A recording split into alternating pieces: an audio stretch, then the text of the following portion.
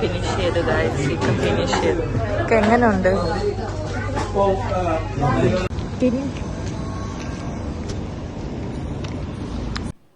Hello, welcome back. അസ്സലാമു അലൈക്കും. ഇന്നൊരു പുതിയ വീഡിയോ ആണ്.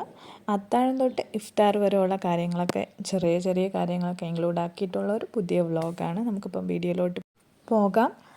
നമ്മളിന്ന് അബുദാബിയിലോട്ടാണ് അത്താഴം കഴിക്കാനായിട്ട് പോകുന്നത്. അപ്പോൾ ഇൻസ്റ്റാഗ്രാമിൽ ഒരു റീൽസ് കണ്ട് ഇൻഫ്ലുവൻസായി നമ്മൾ പോവുകയാണ് ഫുഡ് കഴിക്കാനായിട്ട്. അപ്പം അവിടുത്തെ ഫുഡും കാര്യങ്ങളും എങ്ങനെ ഉണ്ടായിരുന്നു എന്നൊക്കെ നമുക്ക് നോക്കാം.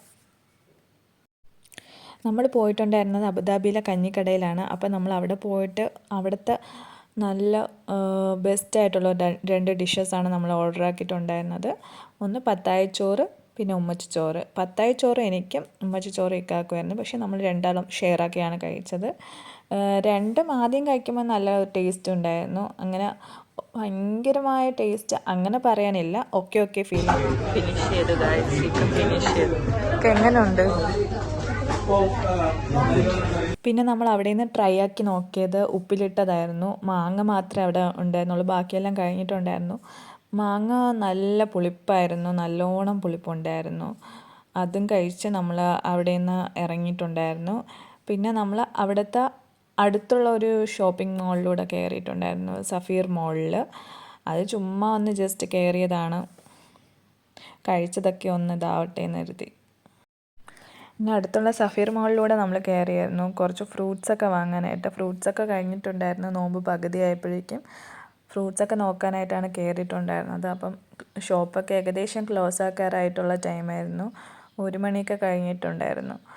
പിന്നെ നമ്മൾ ഫ്രൂട്ട്സ് നോക്കിയപ്പോൾ ഒന്നും അത്ര നല്ല ഫ്രഷായിട്ട് തോന്നിയില്ല. പിന്നെ നമ്മളൊന്നും വാങ്ങിയില്ല അവിടെ നിന്ന്. പിന്നെ നമ്മൾ അവിടെ നിന്ന് ഇറങ്ങി നേരെ വീട്ടിലോട്ട് പോവുകയാണ്. പോകുന്ന വഴിക്ക് നല്ലോണം മഞ്ഞുണ്ടായിരുന്നു, നല്ല ഫോഗിയായിരുന്നു. പിന്നെ എങ്ങനെയൊക്കെ നമ്മളെ വീട് എത്തിച്ചേർന്നു.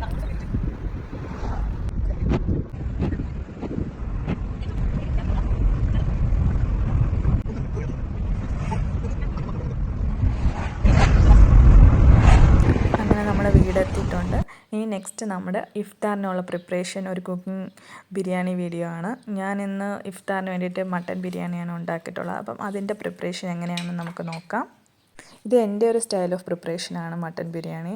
അപ്പം ആദ്യം തന്നെ ഞാൻ ഒരു ജാറിൽ കുറച്ച് വെളുത്തുള്ളി, പച്ചമുളക്, ഇഞ്ചി, പിന്നെ ലെമൺ ജ്യൂസ് എല്ലാം കൂടെ ചേർത്ത് നന്നായിട്ടൊന്ന് അരച്ചെടുത്ത് മാറ്റി വയ്ക്കുന്നുണ്ട്. അപ്പോഴേക്കും നമുക്ക് ഈ മട്ടൻ നല്ലപോലെ കഴുകിയെടുത്ത് വച്ചേക്കാം. നെക്സ്റ്റ്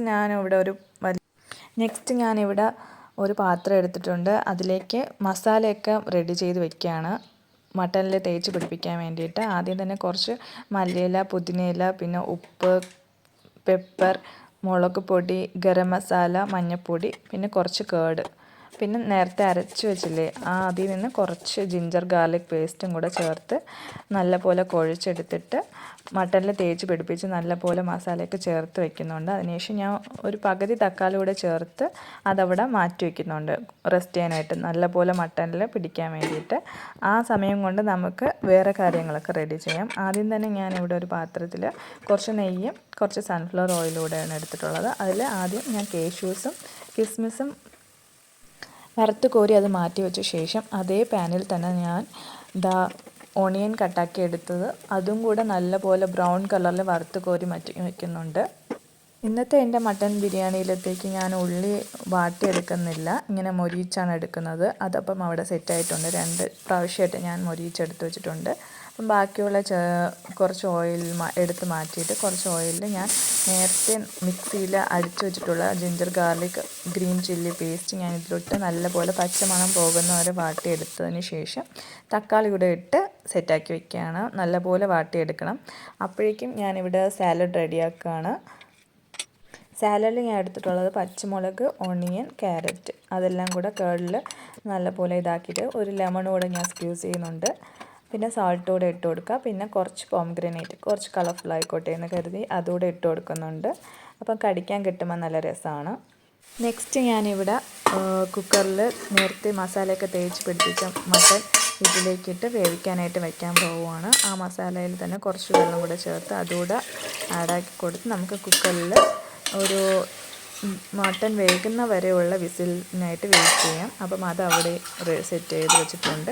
അപ്പോഴേക്കും നമുക്ക് ഈ തക്കാളിയും ജിഞ്ചർ ഗാർലിക്കും എല്ലാം കൂടെ നമുക്ക് നല്ലപോലെ വാട്ടിയെടുത്ത് മാറ്റി വയ്ക്കാം. അതിൻ്റെ ഇടയ്ക്ക് തന്നെ ഞാനിവിടെ മട്ടനും വേവിച്ചെടുത്തിട്ടുണ്ട്. അപ്പോൾ വേവിച്ചെടുത്ത മട്ടൻ ഞാൻ അതിൽ ആഡാക്കിയിട്ടുണ്ട്. ആ ക്ലിപ്പിങ് ഞാൻ എടുക്കാൻ വിട്ടുപോയതാണ്. അതിന് ശേഷം മട്ടൻ ചേർത്ത് കൊടുത്തതിന് ശേഷം ഞാൻ ഫ്രൈ ചെയ്തെടുത്ത ഒണിയനൂടെ ഞാൻ ആഡാക്കി കൊടുക്കുന്നുണ്ട്. അപ്പം എന്നിട്ട് നല്ലപോലെ വാട്ടിയെടുക്കുകയാണ്. നല്ലപോലെ കുറുക്കിയെടുക്കണം. ഗ്രേവി വേണ്ടല്ലോ, നല്ല മസാല രീതിക്ക് നല്ലപോലെ വാട്ടിയെടുക്കണം. അതപ്പം അവിടെ സെറ്റായിക്കൊണ്ടിരിക്കുന്ന നേരത്ത് നോർമൽ റൈസ് വെക്കുന്ന പോലെ ഞാൻ ജീര റൈസാണ് എടുത്തിട്ടുള്ളത്. അത് വെള്ളം തിളച്ച് വന്നപ്പം അതിലിട്ട് നല്ലപോലെ ക്യാരറ്റൊക്കെ ഇട്ട് ഞാൻ അതും തിളപ്പിച്ചെടുക്കുകയാണ്. എന്നിട്ട് ഊറ്റി മാറ്റുകയാണ് ചെയ്യുന്നത്. അതും അവിടെ സെറ്റായിട്ടുണ്ട്. അപ്പോൾ മട്ടൻ മസാലയൊക്കെ നല്ലപോലെ റെഡിയായി ഈ ഒരു റേഞ്ചിൽ നമുക്ക് കിട്ടണം. അതവിടെ മാറ്റി വയ്ക്കാം. എന്നിട്ട് നമുക്ക് ലെയർ ചെയ്യാൻ തുടങ്ങാം. ഞാനിവിടെ റൈസ് ഒരു പാത്രത്തിൽ മാറ്റിയെടുത്തിട്ടുണ്ട്. നമുക്കിനി ലെയർ ചെയ്യാം. നമുക്കിത് ഇനി ലെയർ ചെയ്തെടുക്കാം. ആദ്യം ആ സെയിം പാത്രത്തിൽ തന്നെയാണ് ഞാൻ എടുക്കുന്നത്. ആദ്യം കുറച്ച് റൈസ് ഇട്ട് കൊടുക്കുന്നു, പിന്നെ കുറച്ച് മട്ടൻ, വീണ്ടും റൈസ്, അതിനുശേഷം കുറച്ച് ഗ്രേവി ഞാൻ എടുത്ത് മാറ്റി വെച്ചിട്ടുണ്ട്. അതുകൂടെ കുറച്ച് ആഡാക്കി കൊടുക്കുന്നുണ്ട്, ജസ്റ്റ് ഒരു കളർഫുള്ളാവാൻ വേണ്ടിയിട്ട്. അതിനുശേഷം ഞാൻ നേരത്തെ മൊരിയിച്ചെടുത്ത് വെച്ച കിസ്മിസ്, കാഷ്യൂസ്, പിന്നെ ഒണിയനും കൂടെ ഇട്ട് കൊടുത്ത് നമുക്കിത് ദം ചെയ്തെടുക്കാം. അതും കൂടെ ഉള്ളൂ. അതും കൂടെ കഴിഞ്ഞാൽ നമ്മളെ മട്ടൻ ബിരിയാണി ഇവിടെ സെറ്റായിട്ടുണ്ട്.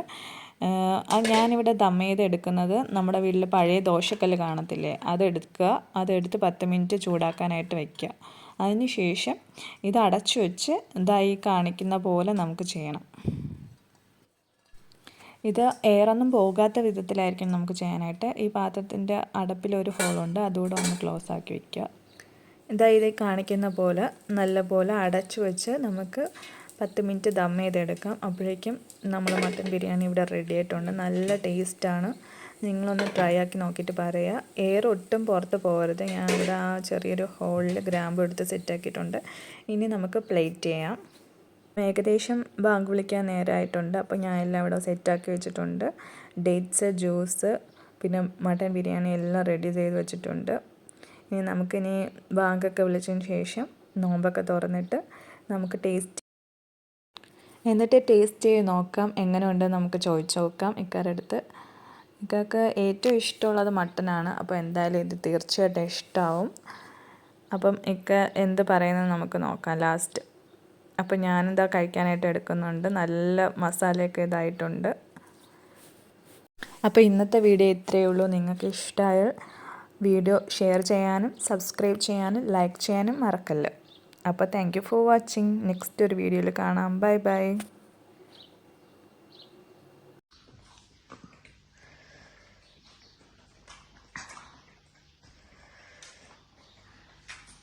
Taste nice.